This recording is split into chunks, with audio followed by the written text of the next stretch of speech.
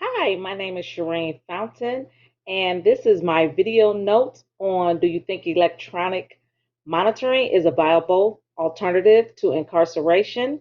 And does it eliminate the need for supervision by probation and parole officers? So I'm going to start off with 1800 to 1970, and they were branded with the letter T: public humiliation, isolation, prisoner reform, as well as humiliation. And then they also was left with one person to a cell. With that, in the evening, they will return from hard labor of work and they were to remain silent. As they remained silent, they wanted to break down their human spirit. They also used cruel and unusual punishment as well. They also incorporated solitary confinement, obedience, and to make people think twice about the crimes they were about to commit. So in determinism, they use biological, psychological, and sociological factors for fixed crimes. This was an impact on inmates from being distant from other inmates. They wanted them to live a life of no crimes. So that's why they were given longer sentences, thinking that they would be able to convince authorities when they were done that they had been rehabilitated.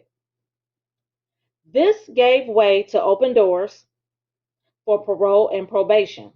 Now, do I think electronic monitoring is a viable resource or alternative to incarceration, and does it eliminate the need for supervision for probation and parole officers?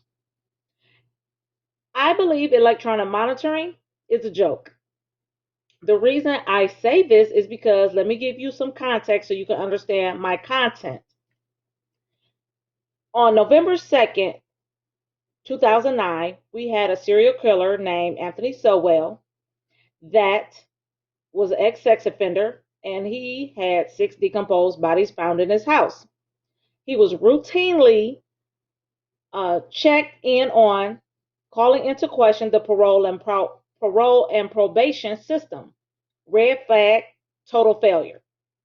Last visited he had was on September 22nd, 2009, a month before the woman was found dead in his home.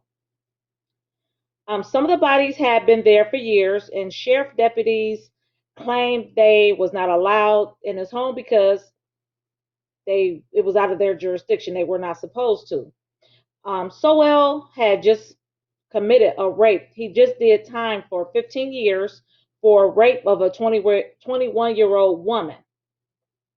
When authorities finally entered his home, they found a total of 11 bodies.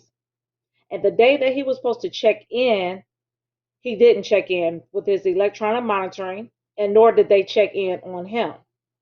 The authorities were lax, to say the least, in checking on their prisoner, per se, outsourced prisoner, if I might say that. And did they smell the time that they did go to his home? Did they smell all the dead bodies? Because the entire city on that side of town reeked of dead bodies. So did the officers know what a dead body was? Apparently not. Um, sorry. Just knocking on a criminal's door or calling him on the phone is simply not enough. Has police procedures changed since this high profile case? And as a result of this Anthony Sowell case, my definitive answer is absolutely not.